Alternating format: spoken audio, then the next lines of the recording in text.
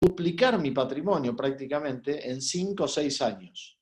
Lo que, si compro un activo y lo mantengo en el largo plazo, me lleva alrededor de 25 años duplicar mi patrimonio. Si lo compro, digamos, y lo mantengo, ¿no? A una tasa de un 3% anual, que es más o menos la inflación en dólares en el mundo, me llevaría unos 25 años duplicar mi patrimonio. Mientras que, si aprovecho una crisis, puedo hacer lo mismo en 5, 6 años, 7, 4, dependiendo del mercado y del tipo de activo. Eso quiere decir que me ahorra 20 años de espera, con lo cual el impacto que tiene en la rentabilidad aprovechar los ciclos inmobiliarios es muy fuerte. Vamos a la segunda. Adquisición de activos en distrés. ¿Qué significa esto? Adquirir activos, digamos, en una situación, digamos, de ejecución hipotecaria. Distrés es equivalente a default, a ejecución hipotecaria, o sea, cuando el vendedor o el propietario tiene un problema que tiene que desprenderse de ese activo por X razones. Divorcios, juicios, concursos, quiebras, bueno, caída de los mercados, etcétera, etcétera. Entonces, ¿qué me permite esto?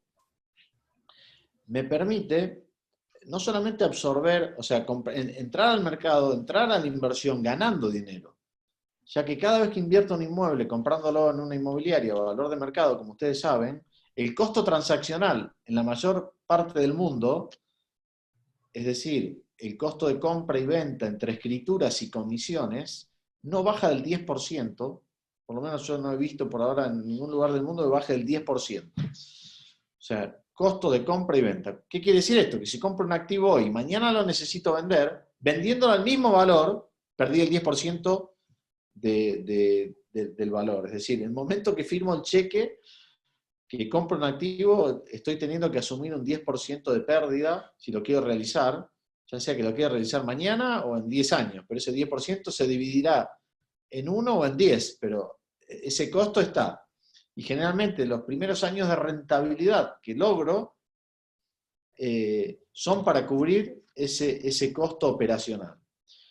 Entonces, es clave para nosotros comprar debajo del valor de mercado. Una de las grandes ventajas que hoy tiene el mercado inmobiliario todavía con respecto al financiero es que se puede comprar 20, 30% debajo de lo que hoy vale un activo.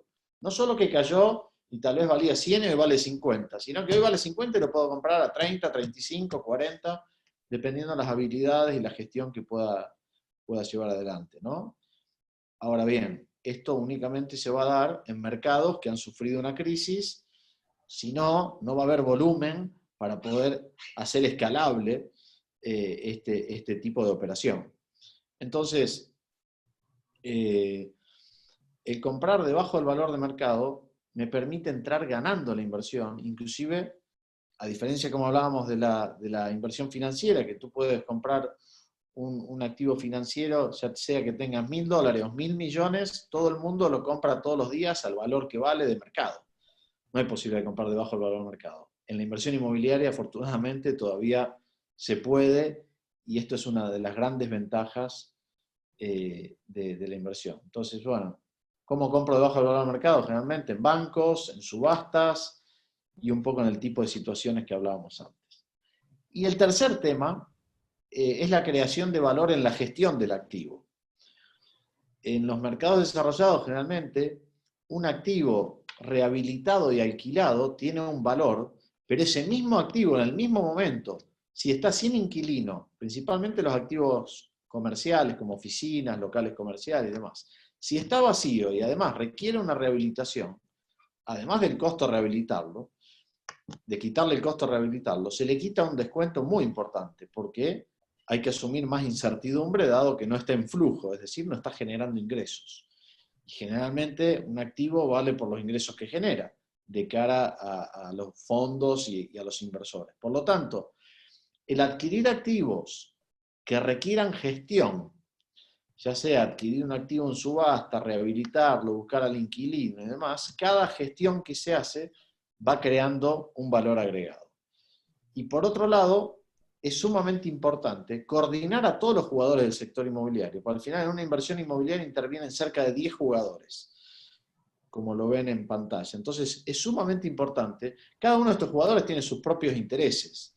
Con lo cual, es sumamente importante que el inversor o el gestor de la inversión pueda, digamos, primero crear una red de proveedores competitivos, eficientes y alineados al propósito que tenemos como inversores.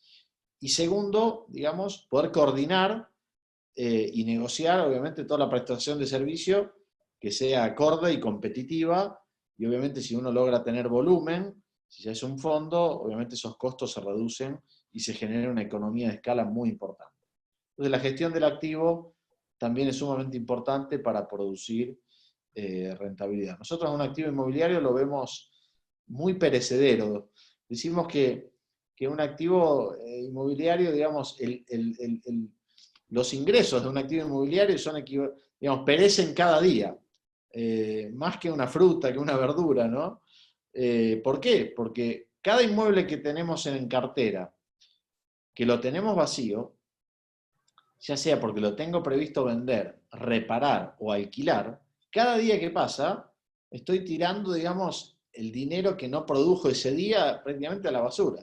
Es decir, el valor del inmueble y la tasa de oportunidad, el coste de oportunidad, me va a dar un coste diario de ese inmueble vacío. Entonces, es muy importante tenerlo presente cuando hablamos de inversión inmobiliaria, porque me encuentro muchísimas veces con inversores que compran los inmuebles, lo dejan allí vacío y piensan que están haciendo una muy buena inversión, una buena gestión. Y la verdad, el costo de tener un inmueble vacío es altísimo, altísimo. Entonces, como resumen de lo que hemos aprendido durante estos 20 años, les voy a dejar aquí la fórmula de la Coca-Cola que decimos nosotros, ¿no? Es decir, ¿qué visión requiero como inversor profesional para lograr un alto rendimiento en la inversión inmobiliaria? O sea, necesito cambiar un poco el chip. Si quiero conservar patrimonio, como históricamente la mayoría de los inversores tradicionalmente lo hicieron, bueno, puedo seguir haciendo lo mismo. Ahora, si quiero ganar, digamos, y lograr altos rendimientos en la inversión inmobiliaria, nos parece interesante tener en cuenta estas variables, ¿no? Es decir, no puedo mirar siempre el mismo mercado y tipo de activo. Tengo que tener una visión objetiva y mirar, digamos, distintos mercados y distintos segmentos de activos, ya sea residencial, comercial, oficinas, retail, industrial, hotelería, SUET, terrenos, y preguntarme, bueno, ¿en dónde puedo ganar más dinero, ¿no? Y al final las tres variables que hay que mirar son tres, y no mucho más. ¿Con qué descuento puedo comprar en este mercado, en este tipo de activo? ¿Qué tasa de apreciación espero que va a tener los siguientes años? ¿Y qué rendimiento por renta me va a dar ese activo? Son esas tres variables. El tema es, bueno, tener, digamos, un poco el equipo de research y el ojo afinado para poder detectar aquellos mercados que además de ser seguros, me puedan generar, digamos, esta mayor rentabilidad, ¿no? Por otro lado, en el negocio inmobiliario se habla mucho, habrán escuchado location, location, que es ubicación, ubicación, ubicación. Nosotros hablamos que para invertir, para vivir o para elegir un sitio para ir a vivir o para ir a trabajar, está perfecto ese concepto. Ahora, de cara a la inversión inmobiliaria, para nosotros la clave es el timing. Todos los inmuebles en todos los mercados, cada 20 o 25 años, tienen 5 o 6 años espectaculares. El tema es identificar cuáles son los años para cada tipo de activo. Pero que los mejores negocios se hacen solamente en las mejores ubicaciones, eso la verdad que para nosotros no es cierto, por lo menos en nuestra experiencia. Rentabilidad estimada versus valuación calificada. Muchas veces los inversores ni siquiera saben cuánto ganan anualmente en función a la apreciación o depreciación que tuvo el activo y los ingresos por renta. Entonces, para tomar decisiones es importante tener una evaluación calificada. Me encuentro con muchos inversores que le pregunto, ¿cuánto te rindió tu portafolio de inversión financiera? El 3,74. Claro, porque hay un profesional que se sienta, le fija la posición trimestralmente, semestral y anualmente y lo tienen clarísimo. Ahora, en su patrimonio inmobiliario es muy difícil que lo sepan, porque, bueno, muchas veces no le dan un seguimiento, no hay tanta expectativa de lograr altos retornos en este tipo de inversiones. Entonces lo dejan así como un bien de refugio, ¿no? Pero para invertir no es comprar un activo inmobiliario. Invertir es estar permanentemente revisando si invierto más en el tipo de mercado de activo en el cual estoy invertido, si mantengo o si desinvierto y en dónde voy a invertir. O sea, es estar activamente estudiando mercados, estudiando mi portafolio y decidiendo si mantengo, compro más o vendo, y si vendo, dónde compro. Eso es invertir en inmuebles, según nuestra visión. Es decir, una gestión totalmente activa, como la que pueden tener en la gestión del manejo de inversiones financieras, ¿no? Entonces, bueno, adquirir inmuebles con descuentos, que es lo que hablábamos antes, rotar los activos, es decir, bueno, este activo ya llegó a sus máximos o está cerca de sus máximos, ya está. Me mudo y me voy a otro mercado o a otro segmento de activos. Rentabilidad de una variable. Históricamente, cuando alguien le pregunta a cualquier inversor o jugador, inclusive del sector inmobiliario, ¿cuál es el rendimiento de esta inversión? Siempre se van a enfocar en una variable, que es la renta. O sea, es una visión totalmente estática. No consideran el descuento en la compra, porque muchas veces, bueno, no hay acceso a poder comprar con descuentos, con lo cual esa posibilidad prácticamente ni siquiera la consideran, y tampoco la tasa de apreciación, porque sabemos que en el largo plazo la tasa de apreciación es prácticamente cero. Entonces, todo el foco está puesto en la renta. En nuestras inversiones, generalmente la renta de las tres variables es la que menos aporta. Las dos variables que más aportan es el descuento en la compra y la tasa de recuperación del mercado. Por último, generalmente, ¿quién nos ayuda a gestionar estas inversiones? Bueno, asset manager, fondos globales, asesores de real estate. Y bueno, allí pueden ver más o menos los retornos que se pueden lograr con un tipo de gestión u otra, ¿no? Bueno, acá es importante muchas veces destacar que muchos inversores, cuando invierten por primera vez, como nos sucedió a nosotros hace 20 años atrás en un mercado, cometemos el error de creer que el barrio más importante y la ciudad más importante de ese barrio, de alguna manera representa a todo el mercado. Y generalmente no es así. Generalmente la única parte del mercado que funciona diferente es justamente esa. ¿Por qué? Porque se producen grandes inversiones de inversores extranjeros que vienen en busca de oportunidades cuando un mercado se cae, y esa parte pequeña del mercado es la que primero recupera y generalmente luego se infla y se generan burbujas, porque hay como una demanda de inmuebles artificial generada por la inversión extranjera, eh, que se refugia exclusivamente en esos lugares porque son los que les gustaría por ahí vivir, o son los que pasean, o son los que todo el mundo habla y demás. Pero muchas veces, lamentablemente, los inversores llegan bastante tarde a este tipo de activos, que la ventana es muy cortita y los descuentos generalmente no son tan grandes en este tipo de activos, en estas locaciones, con lo cual cometen el error de entrar tarde cuando ya es momento inclusive de salir de ese segmento del mercado. Por ejemplo, nosotros en 2014, en Miami, en Brickell, en Miami Beach, ya estábamos saliendo de todo lo que habíamos comprado en el año 2010, de todos los activos residenciales premium, porque ya habían recuperado prácticamente todo lo que habían perdido en la crisis. Y generalmente, recién ahí estaban llegando la mayoría de los inversores extranjeros a comprar ya un valor, digamos, ya muy alto. Pero bueno, lo que tienen los mercados es que cada tipo de activo, en el mismo, digamos, en el mismo momento, un mercado genera que algunos activos, digamos, todavía tengan mucho recorrido y suba, otros a lo mejor ya estén amesetados, y otros que por ahí siguen bajando o empiezan a bajar. Entonces, eso es lo interesante de los mercados inmobiliarios, ¿no? Y de los segmentos en cada mercado. Por ejemplo, en ese entonces, en el 2014, el segmento residencial clase media de Estados Unidos recién tocaba fondo, cuando el premium ya había recuperado todo lo perdido. Entonces, ahí era el momento de entrar a ese segmento y bueno, también afortunadamente acertamos y nos fue muy bien. Entonces, es importante cuando uno mira un mercado, eh, mirarlo en su totalidad y no solamente en el lugar más conocido de ese país, ¿no? Y ustedes lo deben vivir en sus mercados. En Argentina pasa lo mismo. En la crisis del 2001, ya en el 2004, 3 años después, todos los principales barrios de Buenos Aires, Belgrano, Palermo, Recoleta, Barrio Norte, Puerto Madero, ya habían recuperado sus valores. Y en ese mismo año recién, en el interior, en el Gran Buenos Aires, recién tocaban fondo el resto de los inmuebles. Porque claro, la recuperación de ese mercado premium viene impulsada por el extranjero o por la gente de dinero.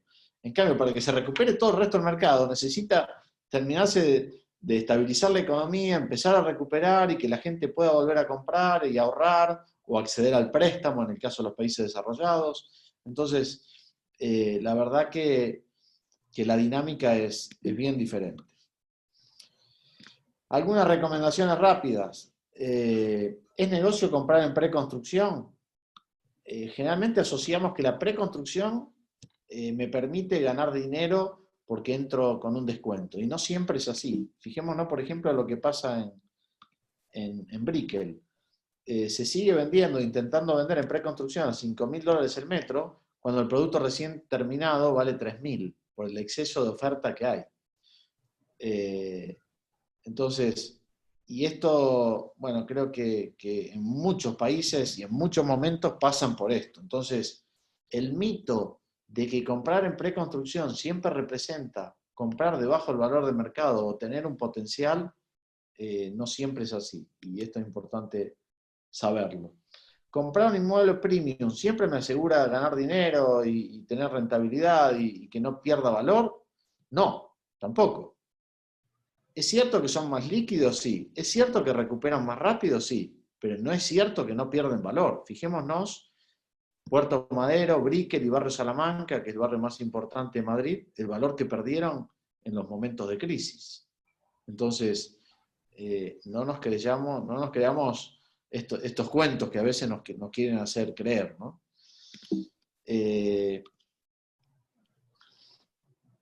Nosotros, alguna recomendación cuando analizamos algún mercado. Es interesante esto para hacer una revisión rápida. Obviamente, ojalá fuera tan simple el análisis, ¿no? Pero alguna recomendación rápida cuando ustedes llegan a un mercado, pregúntense, bueno, ¿cuál es el valor de una propiedad clase media en este país? Y bueno, ¿a cuánto se alquila y cuántos gastos tiene de comisiones, de esto, de lo otro? Y demás, y qué rentabilidad neta me deja este inmueble, ¿ok? Neta de todos los gastos, porque generalmente en el sector inmobiliario se habla de rentabilidad, pero bruta. De la bruta a la neta, en nuestra experiencia en general, tenés que quitarle entre un 40 y un 50%, entre gastos del administrador, gastos de la comisión inmobiliaria, vacancia, porque el inmueble es imposible que esté siempre ocupado. Entonces, sí, hay un momento en una proyección profesional, se estima, dependiendo del mercado, el tipo de activo, entre un 7 y un 15% de vacancia. Seguros, algún fee, digamos, de reserva para el día que se va el inquilino, tener que pintarlo, una lavada de cara, digamos, eso también existe, con lo cual a eso nos referimos a rentabilidad neta. Ahí Milton me estuvo colaborando un poco, hicimos un poco de números, más o menos dijimos que estaba entre 2, 2,5, más o menos en Bolivia.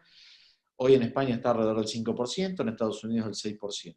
Entonces, lo comparo con la inflación, perdón, con el costo de financiamiento, que de hecho el de Estados Unidos bajó, nos falta actualizarlo, está por debajo del 3 hoy, y el de España, bueno, un poco debajo del 2. Pero como verán, estamos entre 2 y 3% arriba, mientras que con el costo financiero en Bolivia estaría 6 puntos abajo.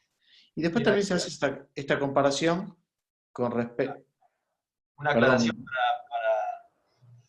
que generalmente pasa, que pensamos que la renta neta es simplemente lo que le cobramos a la persona que nos alquila el inmueble, menos en Bolivia, no sé, impuesto a las ganancias, que podamos descontar una parte en gasto y el IVA al 100%, pero hay otros costos asociados, ¿no? Reparación, vacancias, y en este momento los alquileres han bajado 30%, ¿no? Y los bienes solamente han bajado 10, 15%. Entonces, esto hace que esta relación se vuelva mucho más grave o ácida para Bolivia, ¿no?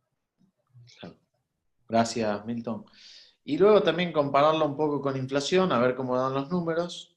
Siempre que dé algo positivo, bueno, ya empieza a resultar un poco interesante. Pero bueno, acá una comparación, más que los números de cada país, era para que ustedes tengan, digamos, esta visión y puedan hacer este ejercicio rápido cuando evalúan un mercado, ¿no? Bueno, ahora sí ya entramos un poco en los mercados. Siempre me gusta poner este gráfico porque este gráfico representa la inversión de los 200 fondos globales más importantes del mundo, donde invierten su dinero. Y como ven, Europa y Estados Unidos se llevan casi el 83%. Eh, y lamentablemente a Latinoamérica nos llega muy poco, ¿no? Tan solo el 0,84. Y de ese 0,84 llegan inversiones algo a México, Sao Paulo, algo a Chile, Perú, Colombia y no mucho más, no mucho más. Lamentablemente Argentina, Bolivia, bueno, Paraguay, un montón de países, Uruguay y demás, no invierten estos fondos, ¿no? Y uno se pregunta, ¿y por qué? ¿No? Y bueno, estos fondos buscan, obviamente, rentabilidades de largo plazo, acceso a financiamiento eh, razonable, un marco institucional y una seguridad jurídica importante, o sea, que sean países transparentes, que no haya corrupción, que haya previsibilidad con respecto a las variables macroeconómicas y demás. Y bueno, esto un poco demuestra el filtro que hacen y el poco dinero que nos llega a Latinoamérica. Por eso, cuando nada, me invitan a dar estas charlas, me gusta poner este gráfico porque muchas veces los inversores latinoamericanos están concentrados muy fuerte en su país, y sé que es más fácil invertir en su país, en lo que uno conoce y demás, porque invertir afuera, créanme que requiere un esfuerzo grande. De hecho, nosotros que nos dedicamos profesionalmente a esto y tenemos un equipo importante, nos lleva alrededor de 2 años entrar a un mercado una vez que hemos decidido entrar, empezar a operar, porque bueno, requiere crear estructura, crear equipos, conocer los mercados, conocer a los jugadores, elegir a los partners adecuados, conocer a las instituciones financieras, conocer cómo se regula la ley de subastas. O sea, la verdad que es un trabajo muy arduo, pero bueno, lo cierto es que es importante la diversificación siempre del portafolio de inversión y creo que este mensaje, digamos, si los 200 fondos más grandes del mundo, que son supuestamente los más inteligentes y los más rentables en el sector del real estate, hacen esto, bueno, creo que algo podemos aprender de ellos, ¿no? Bueno, este es un mapa de atractividad que nosotros hacemos en función a los mercados que miramos generalmente. Como vemos, Latinoamérica complicada, ajustando, ya les hablaré un poco más en detalle. Estados Unidos, bien, ya no es el grado de atractividad que tenía hace 4 o 5 años. Vemos ahí, bueno, una mancha más oscura que es Detroit, que es una ciudad que cayó en bancarrota 4 o 5 años después de la crisis del 2008, el 2014, cuando el mercado ya de Estados Unidos estaba terminando de recuperar la mayoría del mercado, o gran parte. Detroit recién tocaba fondo, con lo cual es el único mercado que todavía le queda bastante recorrido por recuperar. España, Italia es otro mercado interesante hoy. Bueno, hoy se abren algunos mercados nuevos, como Francia, Portugal y Grecia son oportunos, pero son mercados más difíciles, más pequeños, más difícil la salida, poco líquidos, no tan fáciles de operar. Pero bueno, para que tengan una visión nuestra. Esto es para que vean durante el segundo trimestre del 2020, que es la última imagen, pero ya venía una tendencia desde el año pasado. ¿dónde va el flujo de fondos? O sea, desde dónde y hacia dónde, ¿no? Como ven, la mayoría de los grandes fondos y las grandes operaciones van desde Estados Unidos, o sea, los flujos salen de Estados Unidos y van a Europa. Bueno, obviamente, principalmente a París, o sea, a Francia, Reino Unido y Alemania, que son las tres economías más importantes, y ya luego empiezan a aparecer otros países como bueno, Holanda, eh, España, etcétera, ¿no? Esta gráfica, como decía Milton también, es importante de ver cómo se amplió la brecha de rendimiento relativo de un inmueble, que hoy está en torno al 4%, versus un bono, que hoy un bono en Tesoro de Estados Unidos 10 años está a 0,50. Entonces, son 8 veces más el rendimiento de un inmueble, de la renta de un inmueble, solamente la renta está considerada acá, versus la renta fija, ¿no? Que es el activo equivalente o de menor riesgo en el sector financiero, el cual siempre se compara. Si ustedes se fijan, no sé, unos 10, 15 años atrás, la diferencia no llegaba a 2 veces. En la mayoría de estos últimos 30 años, nunca o transitoriamente llegó a duplicarse el rendimiento. Y hoy es 8 veces mayor. Con lo cual, el exceso de liquidez que hoy está habiendo en el mundo está empezando a canalizarse mucho en real estate, ¿no? Estos son los rendimientos globales, que como ven las curvas empezaron a subir un poco después de la crisis, principalmente en el sector de retail, de locales comerciales, y bueno, se está empezando a manifestar también en oficinas. No así el industrial, que fue el gran beneficiado de esta crisis, y bueno, hay mucho apetito por industrial, con lo cual los retornos se mantienen estables, inclusive hacia la baja, ¿no? Bueno, les hablo un poquito de Latinoamérica. En el último informe que hizo la Universidad de Di Tella, que hace semestralmente, que se entregó en marzo, de toda Latinoamérica, de la evolución de precios, ya se veía, digamos, esta tendencia de ajuste y corrección que se viene dando ya hace cerca de 2 o 3 años, cada mercado con distintos grados de ajustes, algunos 1, 2, 3, 5, 10, 13, pero bueno, los que más ajustaron es México 13%, Sao Paulo el 12,7%, Santiago de Chile 12%, Bogotá 12%.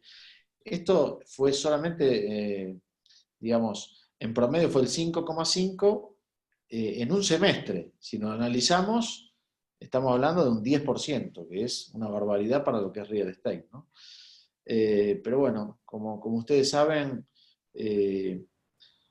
Latinoamérica se vio muy beneficiada hace varios años con la suba de los commodities y demás. Cuando los países desarrollados habían sufrido fuerte la crisis del 2008, salieron bastante bien parados, había un viento de cola en países emergentes y Latinoamérica, llegando en el 2014-15 a valer mucho más un activo inmobiliario. En 2010, 11, 12 valía más un activo inmobiliario en Latinoamérica que en Estados Unidos o en Europa, ¿no? Que siempre fue a la inversa. Y bueno, ahora nuevamente un poco se están acomodando esos números, corrigiendo, basado en la caída de precios commodities, fuga de capitales, mucho más en esta crisis, que siempre ante una crisis todo el mundo se refugia en los países desarrollados y demás.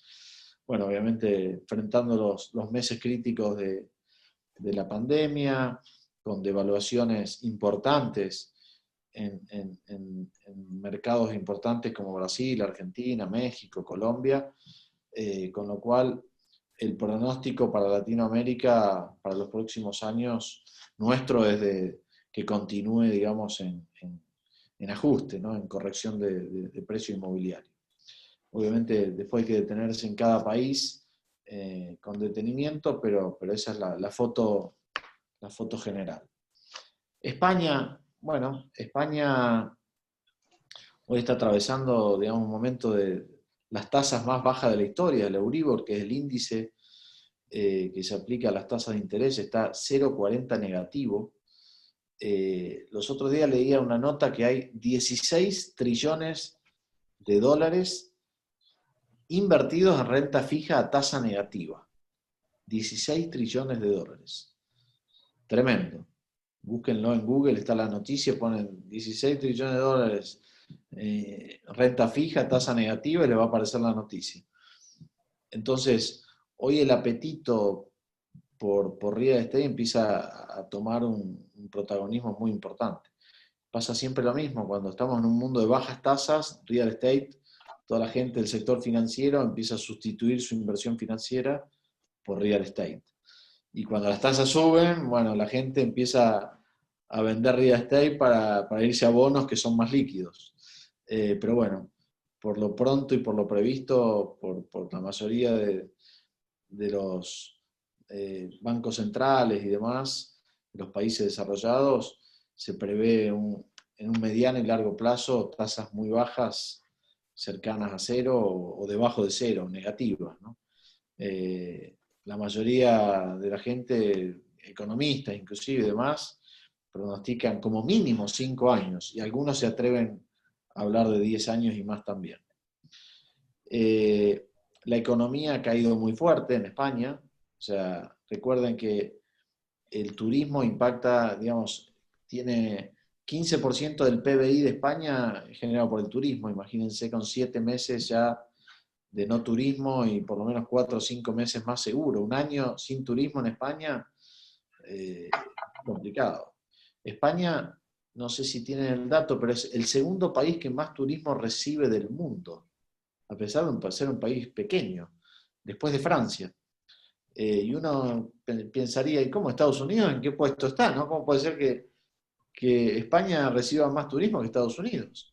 Y sí, recibe más turismo que Estados Unidos. El año pasado cerró con 83, 84 millones y Estados Unidos con 79. Con lo cual, quitarle el turismo a España es destruirla, ¿no? Pero la buena noticia es que el turismo va a volver, con lo cual se espera, digamos, una recuperación bastante rápida, porque esta no es una crisis por ahora financiera, sino que, bueno, como todos sabemos, es distinta y la gente no ve las horas de poder empezar a salir y volver a viajar. Con lo cual, afortunadamente, se espera que la recuperación sea bastante más rápida. Pero bueno, el hecho es que al día de hoy se perdieron 1,5 millones de puestos de trabajo y eso impactó en un 7,5% en el incremento de la desocupación, ¿no? Que es un nivel muy alto. La ventaja que tiene respecto a otras crisis, que el nivel de endeudamiento de familias y empresas es mucho, mucho, mucho más bajo, y los bancos están como muy sólidos para poder resistir esta crisis. Por otro lado, ya entrando al tema inmobiliario, todavía quedan 150 billones de los casi 300 que había en el 2014, cuando se llegó al máximo nivel de exposición después de la crisis, de activos en los bancos, en distrés. Con lo cual, también hoy está el temor de que, digamos, vuelvan a tener que ejecutarse si la economía se ve muy afectada en los próximos 6 meses, 12 meses, que puedan volverse a tener que... Perdón, ¿me decías algo, Milton? Oh, no, no, no. Ah, perdón. Eh, entonces, el pánico de los bancos es que vuelva a haber ejecuciones hipotecarias, con lo cual hoy están muy incentivados y motivados en terminar de sacar el inventario que les queda para poder de alguna manera estar mejor preparados si el panorama se complica. Por otro lado, se hizo una encuesta reciente de 44 países desarrollados, digamos, cuál era el atractivo para radicarse, y España salió elegido el segundo país más atractivo del mundo para radicarse. O sea, la verdad que España es un país muy agradable, muy barato, muy seguro, con muy buena educación. Entonces, La verdad que hay mucho desplazamiento hoy de gente de Latinoamérica y de otros países de Europa. La mayoría de los europeos que tienen cierto poder adquisitivo tienen su segunda residencia en alguna de las playas de España. Y es muy frecuente que bajen, es como estar en una provincia de Argentina, eh, prácticamente a 1 hora, 2, 3 de vuelo, tenés conexión con cualquier país de Europa. Entonces es un país muy, muy acogedor España para el turismo. Y para tener su segunda residencia, muchísima gente hasta se radica acá y se retira aquí en España. Eh, por ahora, la caída de precio en el mercado residencial del último, digamos, del reporte del tercer trimestre de lo que va del año fue tan solo el 0,4, se esperaba por ahí un poco más de ajuste. Igual se estima que con el correr de los meses el ajuste pueda llegar en los próximos 3 a 6 meses promedio a un 5%. Obviamente estos son promedios, hay ciudades que tuvieron un impacto de un 3, otras de un 5, otras subieron un 1 o un 2, pero la realidad es que estadísticamente el promedio actual es menos 0,4 el mercado residencial. Hubo un 32% en la caída de operaciones, como es lógico, si le quitamos un tercio al año prácticamente de actividad, la caída viene bastante en consonancia con la inactividad que hubo durante los 3 meses de confinamiento total de España. Los activos más afectados, como todos imaginarán, son oficinas, locales comerciales y hoteles, con un ajuste de precio sí aún mayor, que se espera que ronde entre un 5 y un 20%. Lógicamente va a depender del tipo de edificio, del mercado, etcétera, etcétera, etcétera, ¿no? De la ciudad, de la ubicación, de muchas variables, de lo atractivo o no que sea el inmueble, etcétera. Por otro lado, hicieron otra encuesta, los 72 fondos que invierten generalmente en España, son muy grandes, y prevén invertir 40.000 millones en los próximos 18 meses. Esto casi triplica el récord de inversión que viene teniendo España en los últimos 4 años, que ronda los 13.000, 14.000 millones anuales. Con lo cual, hay mucho apetito hoy de invertir en España, porque es uno de los únicos mercados desarrollados, o sea, primero que es el que más sufrió, segundo es el que todavía más oportunidades quedaban, con lo cual claramente lo convierte como uno de los mercados más atractivos de cara a comprar oportunidades. Por otro lado, como decíamos, las bajas tasas de interés, la escasez de activos alternativos con alta rentabilidad, el exceso de liquidez, hace que obviamente el mercado se vuelva muy atractivo. Damos vuelta a la página, pasamos a Estados Unidos. Estados Unidos también tuvo una baja de interés de préstamos hipotecarios al inicio del año muy fuerte, casi un 30%, o sea, un préstamo que generalmente estaba en tasas del 3,75, 4%, bajó al 2,75. Eso generó una fuerte demanda, acceso a muchas familias que no podían acceder, acceso a familias a comprar una casa más grande y vender su casa más pequeña, con lo cual Estados Unidos es un mercado bastante ya estabilizado, que no había grandes oportunidades, que en muchos segmentos de activos ya estaban en sus máximos históricos, y esto, digamos, perforó el techo y la verdad que sigue subiendo. Yo creo que fue el gran beneficiado desde el COVID, fue el mercado residencial de Estados Unidos. O sea, los precios y la actividad están más fuerte que nunca, más fuerte que nunca. Lo que hablábamos antes, la baja del bono también incentivó a inversores que buscan renta a moverse a activos inmobiliarios. Como les decía, en febrero fue el mes de los últimos 13 años de mayor actividad, y en agosto se vuelve a romper un récord, siendo el mes de los últimos 14 años de mayor actividad. O sea, tenemos el pre, rompimos récord en el pre y en el post. Solicitud de hipotecas creció un 22%, refinanciamiento más del 100%. Refinanciamiento es cuando yo tengo un inmueble y ahora, como tengo mejores condiciones de préstamo, voy y pido que me hagan un nuevo préstamo a tasas más convenientes. Con lo cual eso me genera un ahorro importante en el valor cuota de la vivienda, ¿no? Que me permite ahorrar o invertir en otras cosas. Como hablábamos, el stock es muy, muy bajo de viviendas, lo comentaba también Milton al inicio. El valor, este último año, el valor de venta medio se incrementó 14% de agosto a agosto, o sea que es una barbaridad. El volumen de ventas también había crecido mucho en los meses de junio y julio. El mercado de oficinas está sufriendo, como todas las oficinas en el mundo, está habiendo un ajuste entre un 5 y un 10% en el valor de las alquileres. Se prevé un incremento entre un 5 y un 10% de trabajo home office en Estados Unidos. Y bueno, también se hizo una encuesta a los grandes fondos y prevén invertir 300.000 millones en los próximos meses.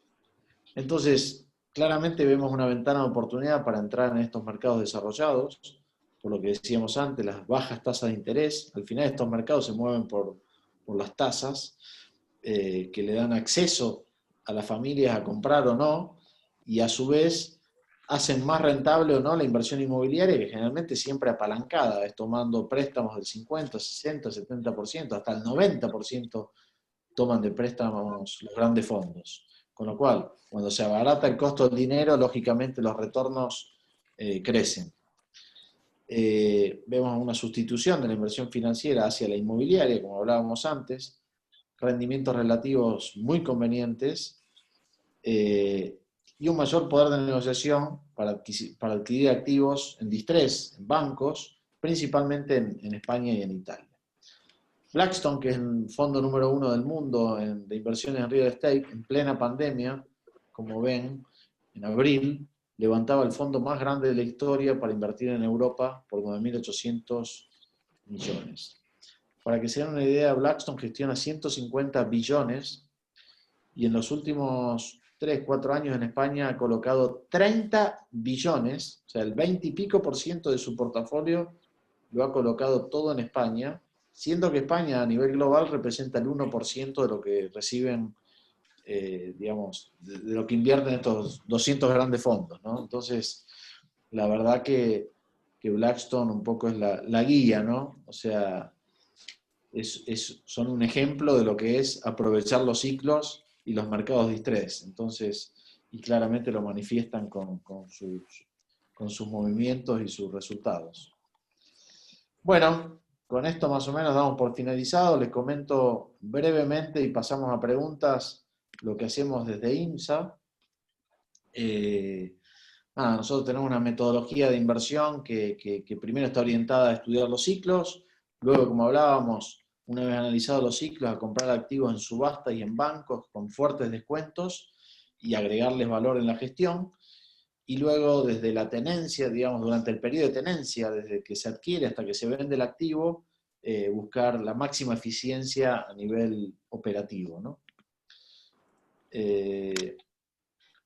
Un poco las ventajas de nuestro modelo de inversión es darle acceso a inversores a una, digamos, a una inversión global, aprovechando los ciclos de los mercados.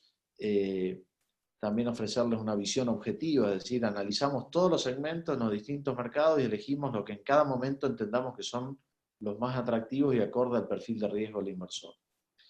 Desarrollamos productos y programas de inversión a medida, de acuerdo al perfil del inversor. Cada inversor tiene distintas preferencias, objetivos y demás, y obviamente los programas están construidos a partir de entender las necesidades y el perfil y las preferencias y objetivos de cada inversor.